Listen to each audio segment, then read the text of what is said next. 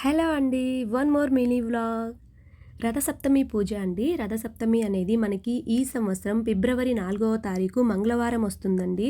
So, ఎంతో మహిమగల సూర్యభగవానుడికి ఇష్టమైన ఈ రథసప్తమి పూజా విధానం అనేది చాలా సింపుల్‌గా చేసుకోవచ్చండి. ఫుల్ వీడియో నేను అప్లోడ్ చేస్తాను. స్వామివారికి ఇష్టమైన రథం అండి. అలాగే జిల్లేడాకులు తెచ్చుకొని 7 జిల్లేడాకులు ఒక ప్లేట్‌లో పెట్టుకొని దాని మధ్యలో గంధంతో సూర్యభగవానుని ప్రతిమ వేసి, అలాగే రథం ముగ్గు వేసి టూత్‌పిక్ స్టిక్స్‌తో 7 జిల్లేడాకులు పెట్టిన తర్వాత టూత్‌పిక్ స్టిక్స్ తీసుకొని చిక్కుడుకాయలతో రథం చేసుకోవాలండి.